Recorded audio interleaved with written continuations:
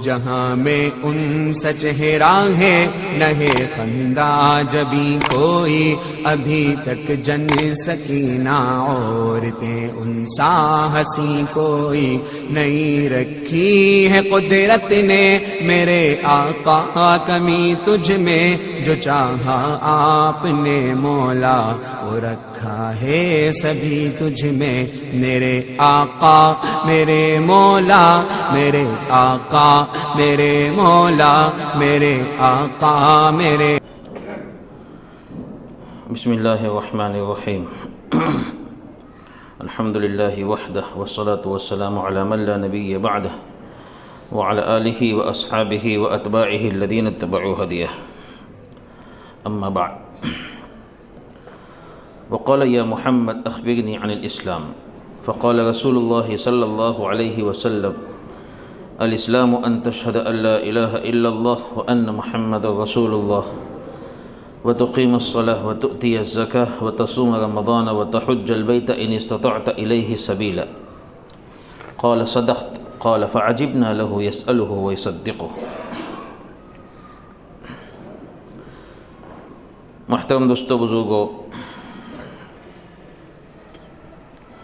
اللہ رب العزت نے ہم سب کو جس دین پر چلنے کا حکم دیا ہے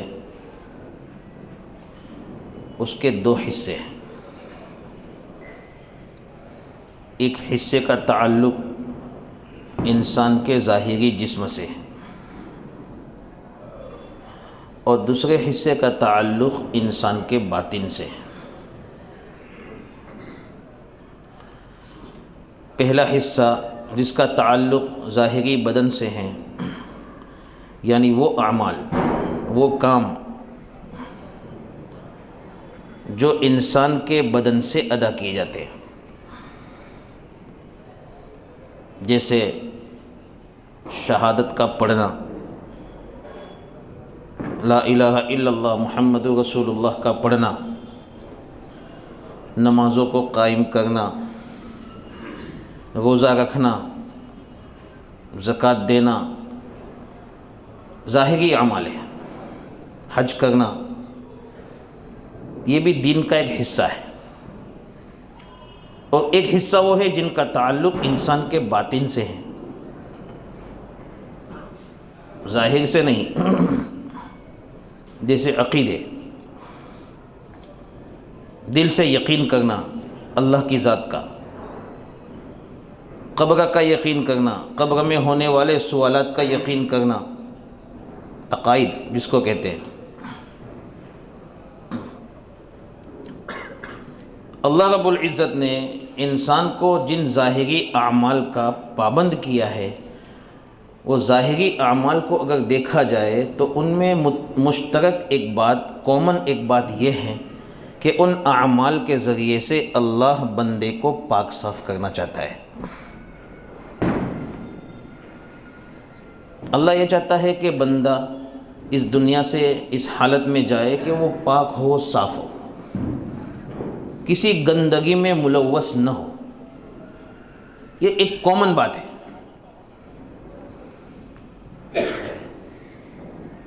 مشترک بات ہے سارے ظاہری اعمال میں۔ انہی ظاہری اعمال کے متعلق سب سے پہلے حضرت جبریل علیہ السلام نے نبی کریم صلی اللہ علیہ وسلم سے سوال فرمایا، اسلام کیا ہے؟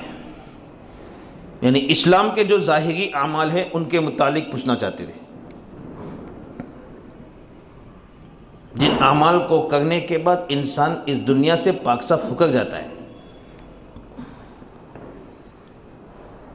تو سب سے پہلے نبی کریم صلی اللہ علیہ وسلم نے اس کے جواب میں جو باتیں ارشاد فرمائی، ان میں سب سے پہلے شہادت کا درجہ، اس کے ذریعے بھی انسان پاک صاف ہوتا ہے۔ اس لیے حدیث میں آتا ہے الاسلام یہدم ما کان قبلہ، اسلام ان سارے گناہوں کو ختم کر دیتا ہے جو اسلام سے پہلے ہوئے تھے۔ ایک آدمی کافر ہے، کفر کی بنیاد پر گناہوں کے دلدل میں پھنسا ہوا ہے، اگر وہ کلمہ شہادت پڑھ لیتا ہے اپنی زبان سے اور لا الہ الا اللہ محمد رسول اللہ پڑھ لیتا ہے تو اس کی برکت سے وہ سارے گناہوں سے پاک ہو جاتا ہے، شرک جیسے گناہ سے بھی پاک ہو جاتا ہے۔ خاصیت ہے اس کی. اور جیسے ہی آدمی یہ کلمہ پڑھ لیتا ہے اس کا نام مسلمانوں کی فہرست میں لکھ دیا جاتا ہے.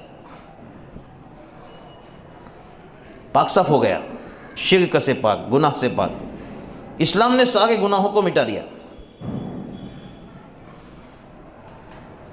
یہی وجہ ہے کہ ہمارے نبی محمد صلی اللہ علیہ وسلم اپنے صحابہ کو جب وصیتیں فرمایا کرتے تھے تو ان وصیتوں میں سے ایک وصیت یہ فرماتے تھے، لا تشرک باللہ شیئا،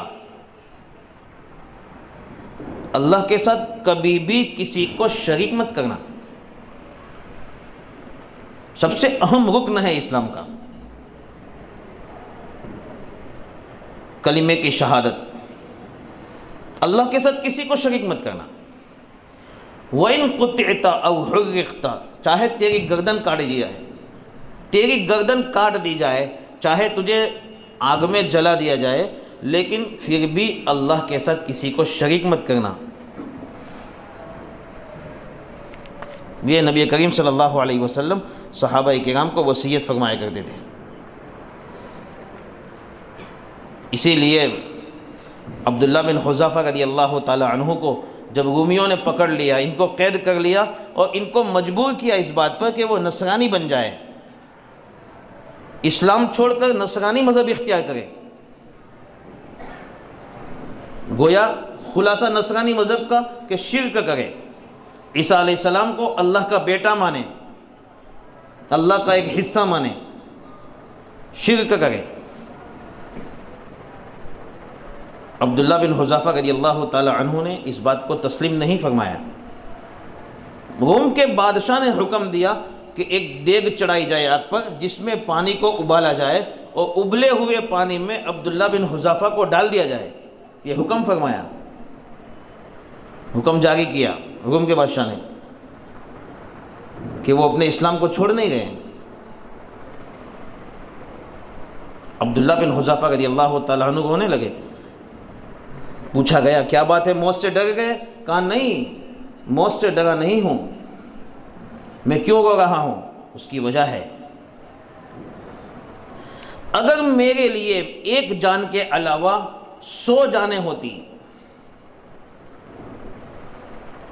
میری یہ تمنا ہے کہ ایک جان کے علاوہ دوسری 100 جانیں ہوتی جو اللہ کے اس راستے میں دین کے خاطر اس طرح بار بار جلائی جاتی، پانی میں، ابلے ہوئے پانی میں جلائی جاتی، مجھے زندہ کیا جاتا، پھر واپس جلائی جاتی. یہ میری تمنا ہے. لیکن کاش کہ ایک ہی مرتبہ دنیا میں جان ملتی ہے، وہ ختم ہو جاتی ہے، اس کے بعد دوسری زندگی دنیا میں نہیں ملتی ہے. اس پر افسوس کر کے رو رہا ہوں. ڈال دیا گیا لیکن شرک نہیں کیا، شرک پسند نہیں تھا. یہ مین اہم رکن ہے اسلام کا.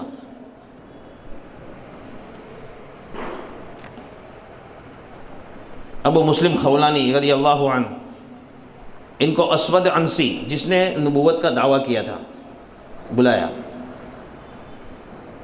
ابو مسلم خولانی کو پکڑ کے لایا گیا اور اس نے کہا کہ میری نبوت کا اقرار کر. یعنی نبی کریم صلی اللہ علیہ وسلم خاتم النبیین نہیں ہے، ان کے بعد بھی نبی آنے والے ہیں اور میں نبی ہوں، میری نبوت کا اقرار کر، اس کی گواہی دے. حالانکہ لا الہ الا اللہ محمد رسول اللہ کا تقاضا ہے کہ محمد صلی اللہ علیہ وسلم اللہ کے رسول ہیں، ان کے بعد کوئی نبی نہیں ہے. لیکن اسود عنسی نے نبوت کا اقرار کرنے پر ان کو مجبور کیا، نہیں مانے، آگ میں ڈال دیا گیا ابو مسلم خولانی رضی اللہ عنہ کو. تاریخ میں لکھا ہے کہ جس طرح ابراہیم علیہ السلام پر اللہ رب العزت نے آگ کو ٹھنڈا کر دیا تھا، اسی طرح ابو مسلم خولانی رضی اللہ تعالی عنہ کے لیے بھی آگ کو ٹھنڈا کر دیا گیا، اور جس آگ میں ان کو ڈالا گیا تھا اس آگ سے وہ صحیح سالم ہو کر نکلے، بچ کے نکلے. امت محمدیہ صلی اللہ علیہ وسلم کا ایک فرد بھی اس طرح اللہ نے بنایا تھا کہ ان کو بھی آگ میں ڈالا گیا، لیکن آگ ان کے لیے سلامتی والی بن گئی. صحابہ کرام رضی اللہ عنہم اجمعین ایسے پکے تھے اس گواہی میں، اس رکن میں. یہ ایک اہم رکن ہے شہادت والا. اللہ رب العزت نے اس کو اتنی اہمیت دی ہے کہ اس کلمہ کو پڑھنے کے بعد انسان پاک صاف ہو جاتا ہے۔ دوسرے نمبر پر جس رکن کو نبی صلی اللہ علیہ وسلم بیان فرما گئے انسان کے ظاہری اعمال میں سے، یعنی اسلام میں سے جو اہم رکن ہے، وہ دوسرے نمبر پر نماز ہے۔ صلاۃ، عربی میں اس کو لفظ صلاۃ کہتے ہیں۔ ہر جگہ قرآن کریم میں ایمان والے کو حکم دیا گیا ہے کہ وہ نماز کو قائم کرے، نماز کو قائم کرے۔ اقامت صلاۃ یہ اللہ کی بہت بڑی نعمت ہے، بہت اہم چیز ہے کلمہ شہادت کے بعد۔ اتنی اہم چیز ہے کہ اسلام کا کوئی حکم آسمان پر بلا کے نہیں دیا گیا ہے سوائے نماز کے۔ نماز اللہ نے آسمان پہ بلا کر دی ہے معراج کے وقت میں۔ مکہ مکرمہ میں فرض ہو چکی نماز، جب اللہ کے رسول صلی اللہ علیہ وسلم کو اوپر بلایا گیا تھا۔ اور اتنا اہم رکن ہے کہ انسان کی کسی بھی حالت میں یہ نماز معاف نہیں ہے، حتیٰ کہ نماز کے صحیح ہونے کے لیے جو شرطیں ہیں وہ بھی انسان کے پاس نہ ہو پھر بھی نماز معاف نہیں ہے۔ وضو کرنا شرط ہے، وضو کے بغیر نماز نہیں ہوگی۔ لیکن کوئی آدمی ایسا ہے جس کے پاس پانی نہیں ہے، جنگل میں جا رہا ہے، سفر میں ہے، پانی نہیں ہے، وضو نہیں کر سکتا، حکم دیا تیمم کرو،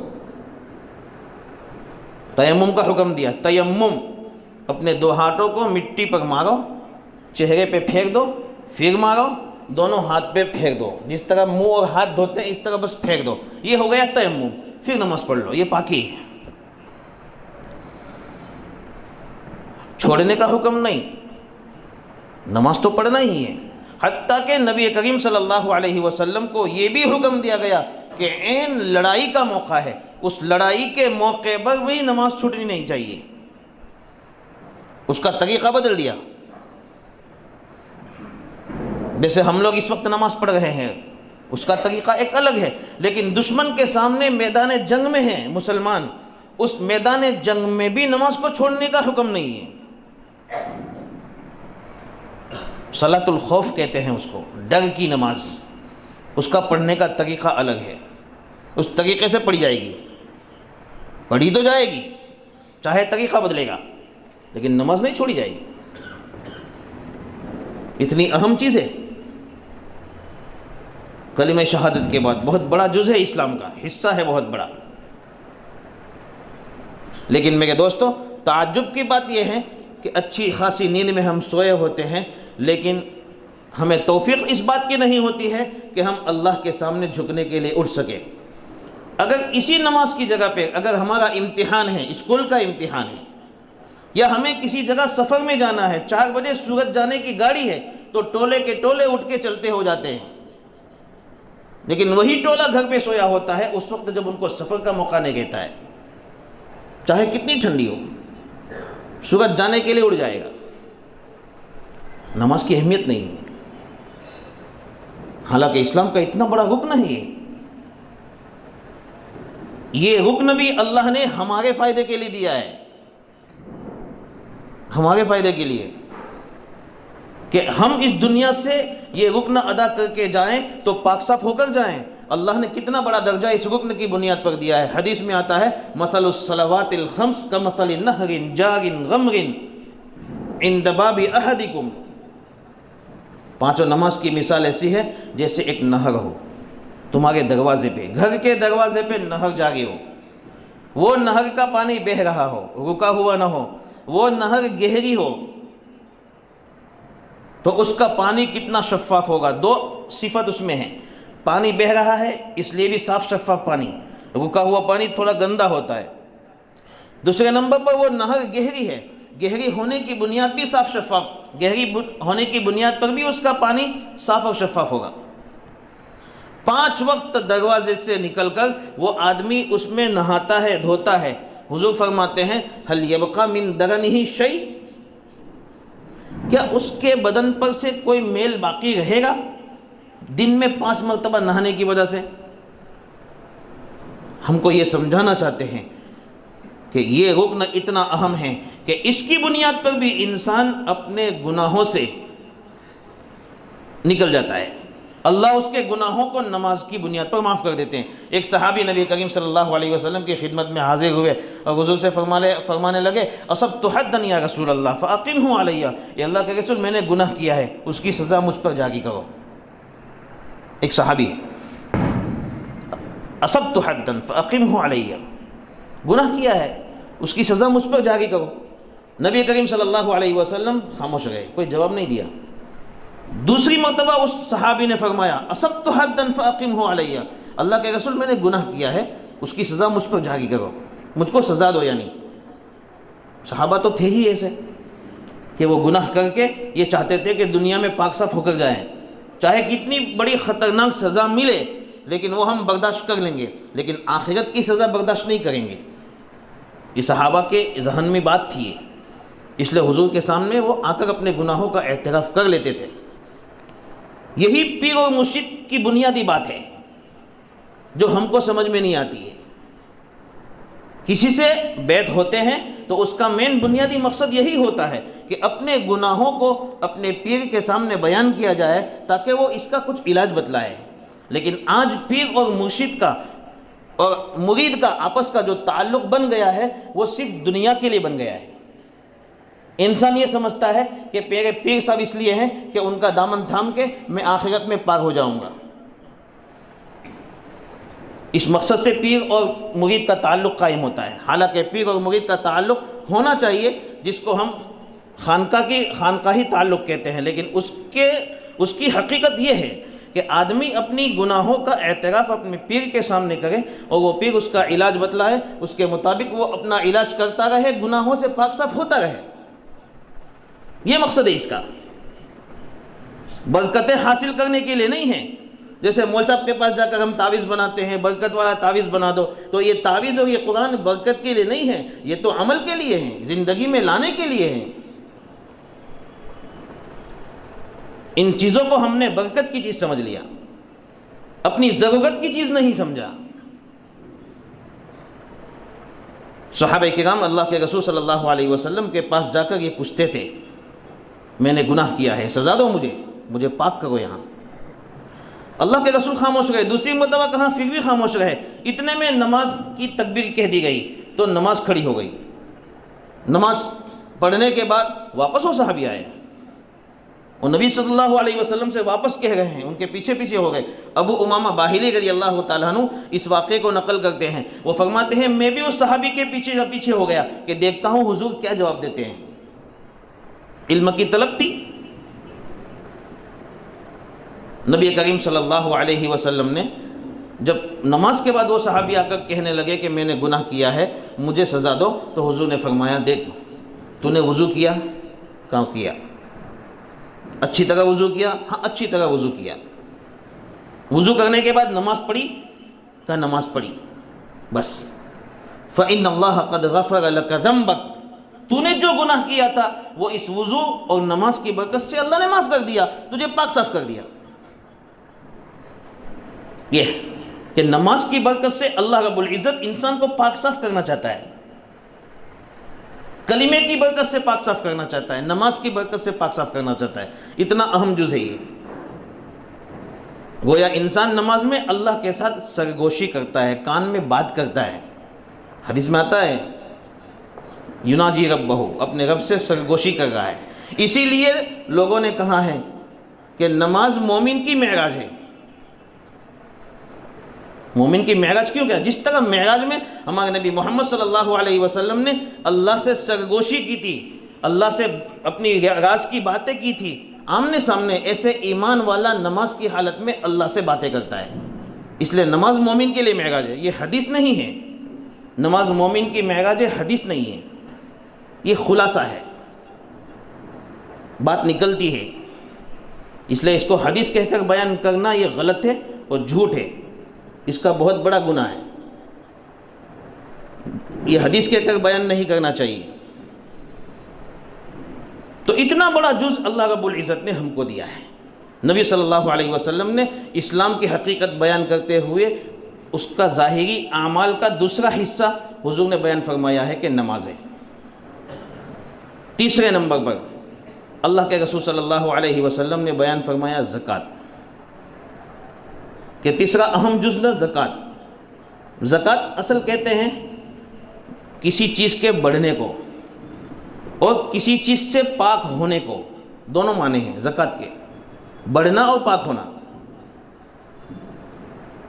اسلام نے نصاب کے مالک لوگوں پر مخصوص حصہ فقیروں کو دینا اور مخصوص لوگوں کو دینا یہ فرض قرار دیا ہے، اس کو کہتے ہیں زکوٰۃ۔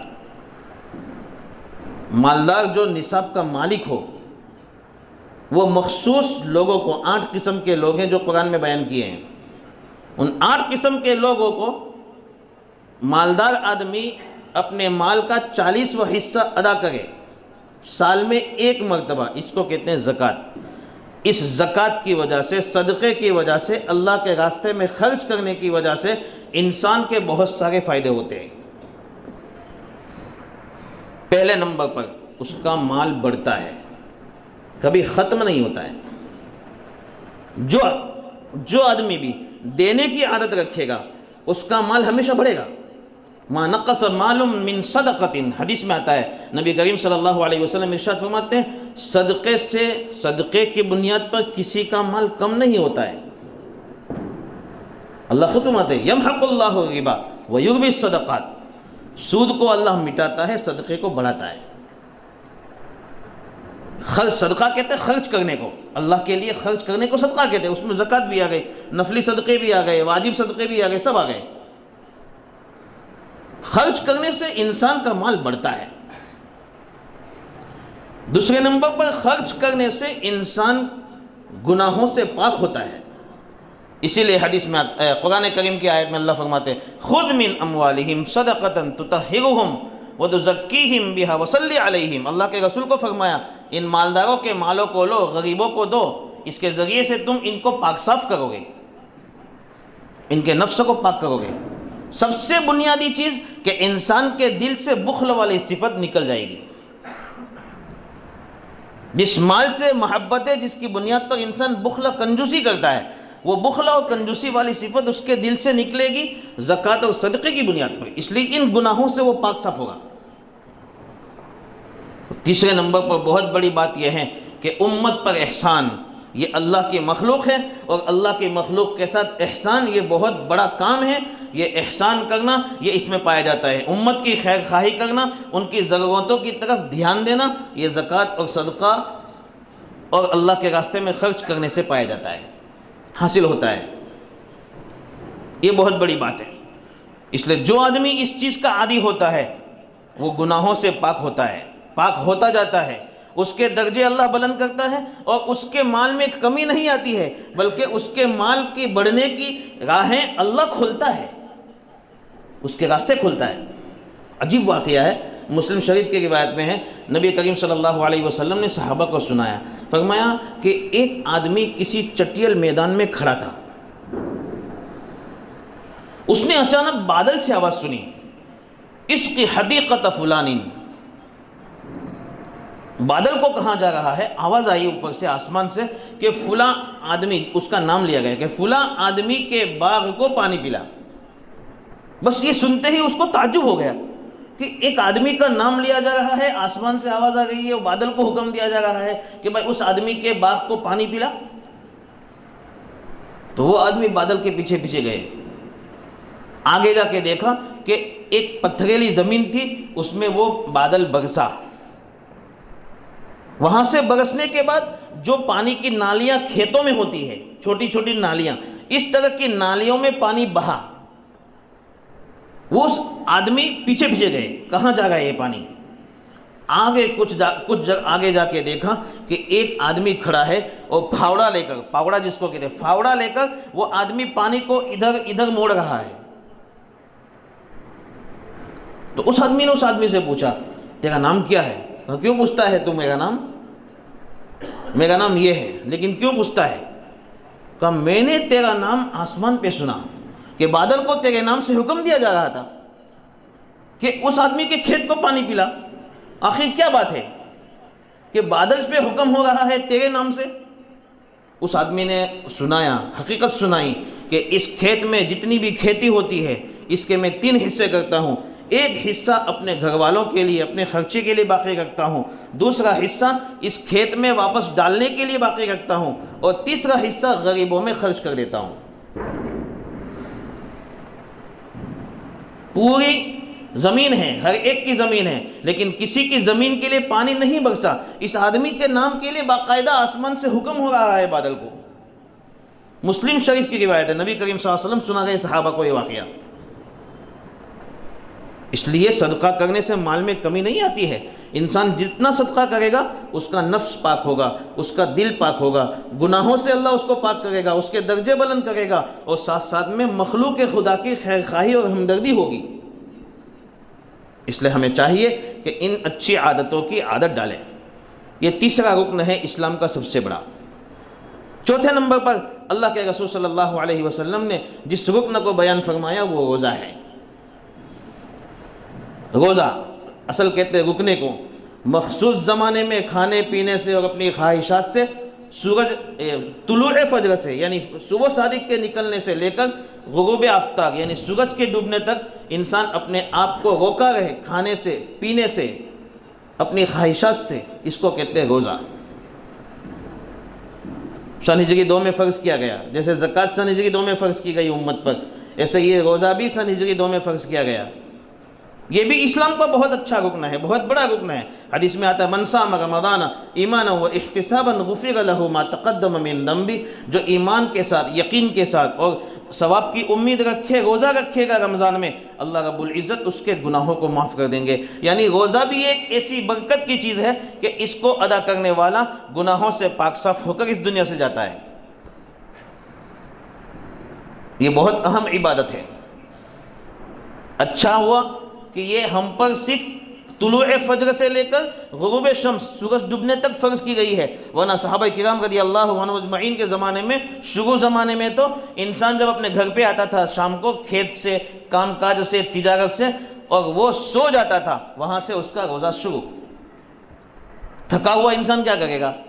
بہت سارے صحابہ کے واقعات تو ایسے ہوئے، تھکے ہوئے گھر آئے اور گھر پہ آنے کے بعد ابھی تو کھایا نہیں، بیوی کھانا بنا رہی ہے، وہ بیچارے سو گئے، اب اٹھیں گے تو بھی کھا نہیں سکتے ہیں، پوری رات کا روزہ، پورے دن کا روزہ، دوسرے دن جب سورج ڈوبے گا تب جا کے ان کا روزہ پورا ہوگا۔ یہ حکم تھا۔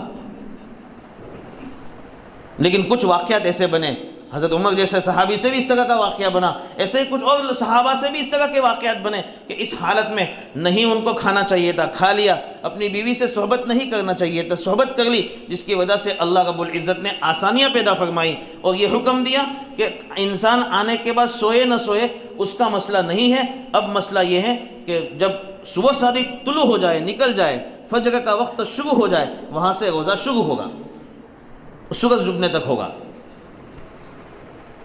بہت سارے فوائد ہیں اس کے، ہمیں تو حکم ہے اللہ کے رسول کا، اس لیے اس کو انجام دینا ہے، اس کے ذریعے سے اللہ ہمارے گناہوں کو پاک صاف کرے گا۔ یہ چوتھا رکن ہے اسلام کا اہم رکن۔ پانچواں رکن اسلام کا حج۔ حج کے معنی اصل ارادہ کرنا، مخصوص اعمال کو ادا کرنے کے لیے بیت اللہ کا ارادہ کرنا، اس کو کہتے ہیں حج۔ لیکن اس کے لیے شرط ہے کہ صاحب استطاعت ہونا چاہیے، اتنے خرچے کا مالک ہونا چاہیے کہ جا کر آ سکے، اپنے گھر والوں کا خرچہ اٹھا سکے، اتنے خرچے کا مالک ہوگا، اس پر زندگی میں ایک مرتبہ حج فرض ہوگا۔ اور اس کا بھی یہی فائدہ ہے کہ اس سے بھی اللہ رب العزت بندے کو پاک صاف کر دیتا ہے۔ اسی لیے حدیث میں آتا ہے من حج للہ فلم یرفث ولم یفسق خرج کیوم ولدتہ امہ، جو آدمی اللہ کے لیے حج کرے گا وہاں کوئی فحش کام نہیں کرے گا، فحش بات نہیں کرے گا، غلط باتیں نہیں کرے گا، جھگڑے گا نہیں، وہاں کوئی گناہ نہیں کرے گا، اللہ کی نافرمانی نہیں کرے گا، اچھی حالت میں حج ادا کر کے آیا ہوگا، وہ ایسا آئے گا جیسے آج اس کی ماں نے جنا ہے، پاک صاف ہو کے آئے گا۔